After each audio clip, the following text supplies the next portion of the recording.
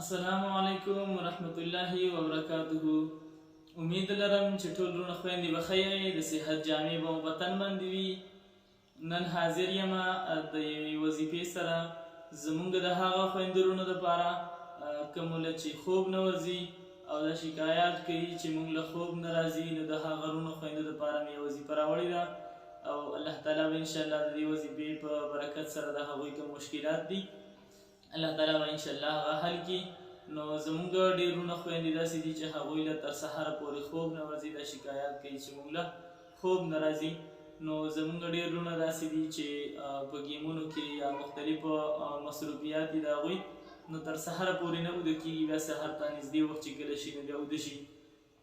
نو ځینو ملګرو خو دا عادتونه جوړ کړي دي، دا ډېر انتهایي خراب عادتونه دي، ځکه چې بیا سهار د انسان مونځ هم قضا شي او ټوله شپه خوب هم ونه کړي. د ډپریشن بیماریانې هم د دې د وجې نه بیا لګي چې د ټوله شپې خوب نه یې کړی، نو انتهایي بیا سړی ستړی. نو د هغه وروڼو دپاره او بله زموږ داسې ملګري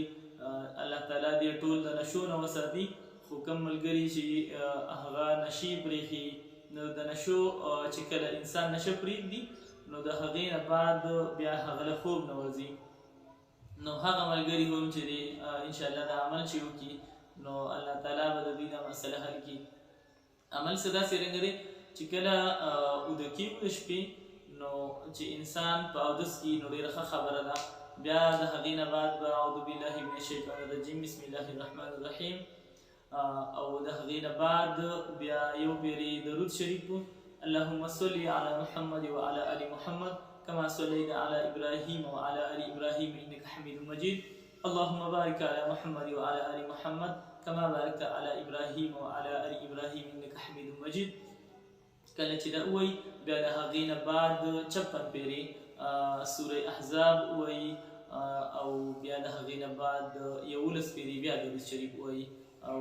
بیا انشاءالله د اوده کېدو کوشش کوي، نو الله تعالی به انشاءالله هغه خوب ورولي او د خیره دا هغه مسله به الله تعالی ښې طریقې سره حل کړي. او دا عمل نه چې کله د شپږ ورځو پورې وکړی شي نو بیا به الله تعالی د ده داسې عادت جوړ کړي چې بغیر د دې عمل نه هغه له به بیا الله تعالی خوب ورولي. نو ما هم په خپلو دعاګانو کې یاد لرئ او بیا به راځمه